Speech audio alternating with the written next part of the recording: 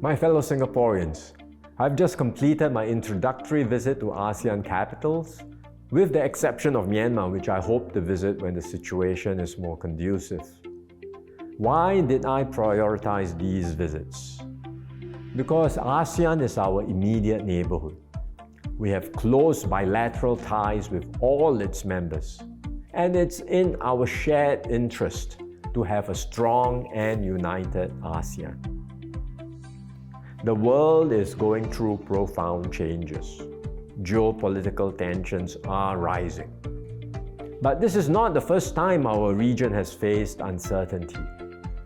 When ASEAN was formed in 1967, the world was also in turmoil, right in the middle of the Cold War.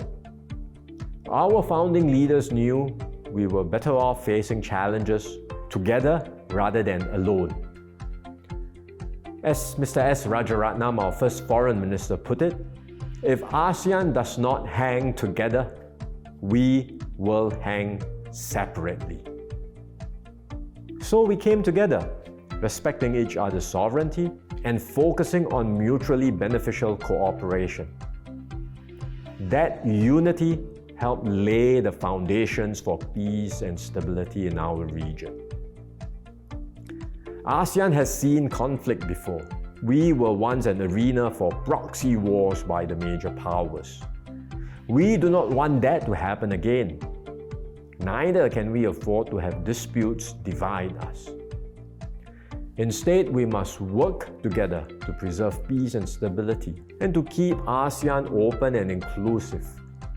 A region that is not dominated by any single power, but where all the major powers are engaged and invested. Individually, each ASEAN country may be limited in scale, but together, we have considerable weight. ASEAN today has a population of some 700 million people. We are the fifth largest economy in the world after America, China, Germany, and Japan. By 2030, we are projected to be the fourth largest.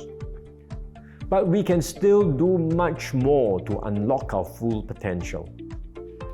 In particular, the next decade will be critical. Continued peace, stability, and growth in ASEAN will transform our entire region. And this will translate to better jobs, opportunities, and living standards for all our peoples. How can we achieve this? The key lies in closer integration amongst ASEAN economies. Today, ASEAN supply chains already span multiple countries, leveraging our complementary strengths.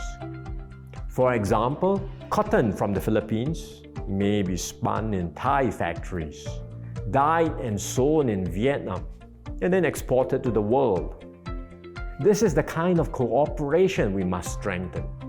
We must make ASEAN a more seamless and competitive single market, one that attracts businesses and investments looking for alternatives in a more fragmented global economy. To get there, we need bolder reforms. That means reducing trade and investment barriers, making it easier for companies to operate across borders, negotiating an ASEAN digital economy agreement, linking up our real-time payment systems like we have already done between Singapore, Malaysia, and Thailand, and enhancing our physical infrastructure, including rail and power grid connectivity. Beyond internal integration, ASEAN must deepen its partnerships with the rest of the world. We already have 7 free trade agreements with external partners, including the Regional Comprehensive Economic Partnership, or RCEP, which is the world's largest trading bloc. We are upgrading these existing FTAs and exploring new ones, such as with the Gulf Cooperation Council and the European Union. These agreements open doors for our businesses and make ASEAN more connected to global markets. Malaysia, as the chair for ASEAN this year, has been pushing for these reforms. Singapore fully supports these efforts. The momentum will continue with Philippines as chair next year and when Singapore takes over as chair in 2027, a milestone year marking ASEAN's 60th anniversary. Singapore will work closely with our ASEAN partners and friends around the world to keep ASEAN strong, effective, and relevant for the future. I encourage all Singaporeans to be part of this journey. Learn more about our region, understand our neighbours, build connections. Because ASEAN's future is our future, and everyone has a role to play.